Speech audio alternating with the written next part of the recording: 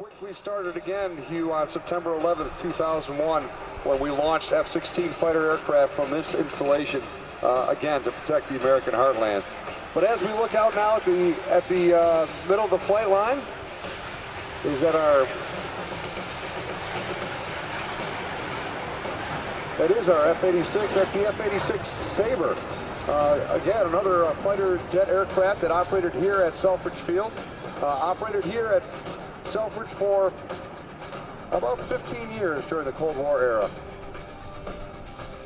Well, that aircraft that we're flying here today is being flown by Mr. Paul Keppler. Of 10 to 1, all 39 United Nations aces won their laurels in the Sabre. 4 models of the aircraft were built, the A, E, F, and H. They all were day fighters or night bombers of Alia. 86B, K, and L versions were all rated we were talking about them standing on the and Selfridge. Successive models of the daylight versions, all designed to destroy hostile aircraft in flight or on the ground, were equipped with more powerful engines and armament systems that ranged from bombs and rockets to machine guns. Guard base throughout the 1950s. One of the things that happened here at Selfridge was after World War II, a pilot by the name of Gabby Grubeski came to Selfridge to take command of the 56 fighter wing. Grubeski was the highest ranked ace of World War II, American ace of World War II.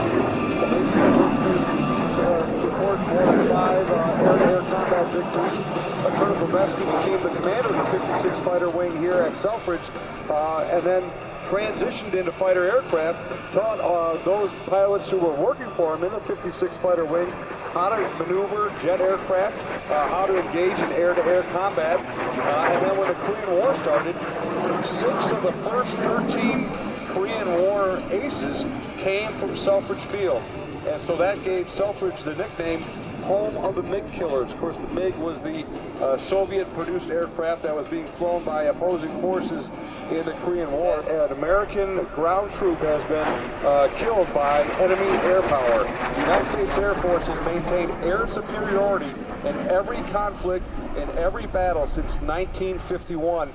And this aircraft that we're seeing, the F-86 Sabre, was a big part of starting that legacy. For a number of years, anytime you went around the perimeter south of the state, you saw these large radar installations with a big white dome. And here comes Steve back across that hall.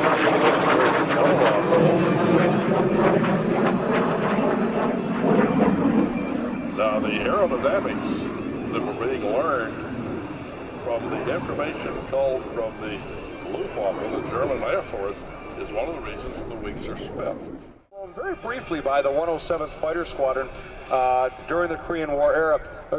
During the Korean War, the 2 flying units that are here in the Detroit area from the Michigan Air National Guard, that being the 107th Fighter Squadron and what is today the 171st Air Refueling Squadron, were mobilized, called to active duty during the Korean War, sent to Phoenix, Arizona is where they went for the Korean War.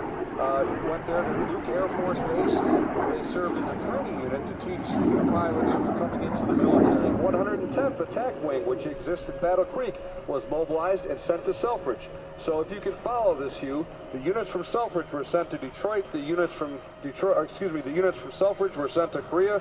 The units from Detroit were sent to Phoenix, and the unit from Battle Creek was sent to Selfridge. Perfect military sense.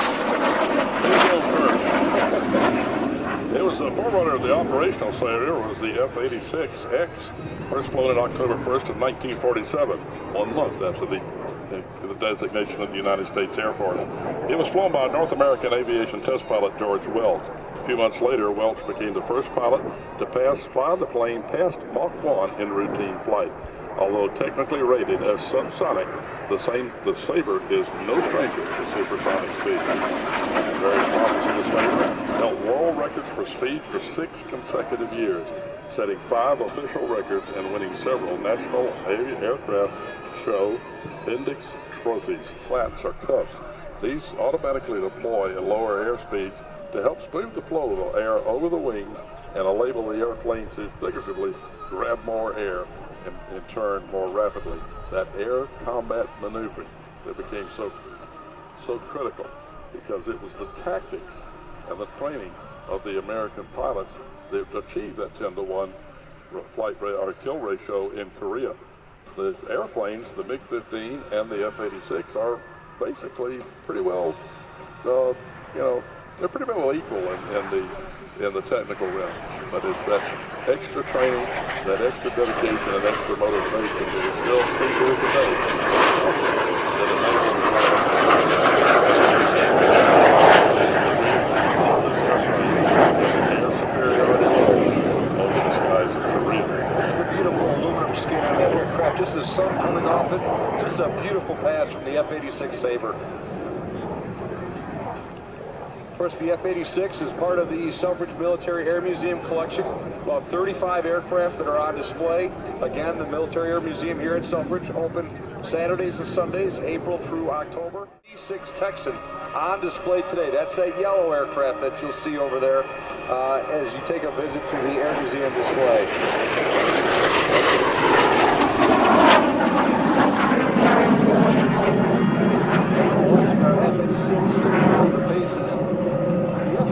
Again, a very distinctive sound to this aircraft.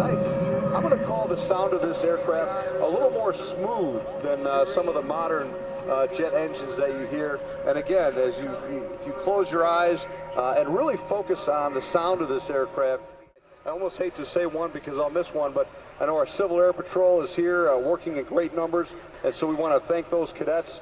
Our Michigan Youth Challenge Academy cadets are here. A great program run by the Michigan National Guard that helps young people find a new direction and focus in their lives. And of course, the Boy Scouts are here working and helping out in a lot of different capacities.